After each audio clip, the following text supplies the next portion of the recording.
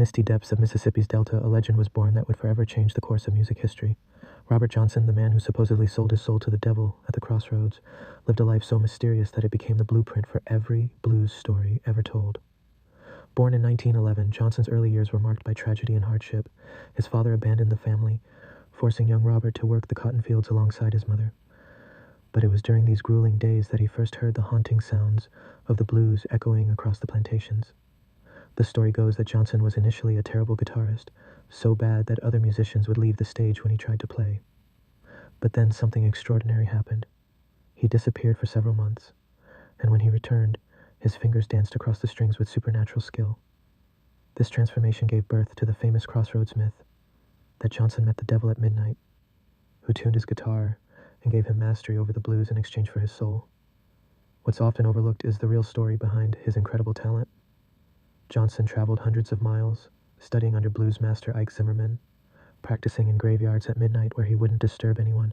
His dedication was obsessive, his improvement astronomical. He developed a unique playing style that made his guitar sound like an entire band, creating bass lines, rhythm, and lead parts simultaneously. Between 1936 and 1937, Johnson recorded only 29 songs, but these recordings would become the foundation of rock and roll. Songs like Crossroad Blues, Sweet Home Chicago, and Love in Vain would later influence artists from Eric Clapton to the Rolling Stones. His lyrics spoke of hellhounds on his trail, walking with the devil, and a darkness that seemed to follow him everywhere. The tragedy of Robert Johnson's life reached its climax in 1938. At the age of 27, he was playing at a juke joint near Greenwood, Mississippi. The official story claims he was poisoned by a jealous husband who believed Johnson had been flirting with his wife. For 3 days, Johnson crawled on his hands and knees, howling like a dog in agony before finally succumbing to the poison. Even his death location remains disputed, with 3 different grave sites claiming to be his final resting place. But perhaps the greatest tragedy of Johnson's life was that he never knew the impact he would have on music. He died penniless, his recordings selling poorly during his lifetime. It wasn't until 1961, when Columbia Records released King of the Delta Blues Singers, that his genius was truly recognized.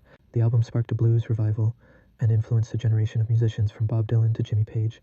Today, those 29 songs have sold millions of copies, earned him a place in the Rock and Roll Hall of Fame, and a Grammy Lifetime Achievement Award. His mysterious life, supernatural talent, and tragic death have become the stuff of legend, inspiring countless stories, songs, and myths. Robert Johnson's tale reminds us that sometimes the greatest artists live in obscurity, their genius only recognized long after they're gone. In just 27 years, he created a legacy that would shape the future of popular music, proving that sometimes the most profound impact comes from the briefest of lives.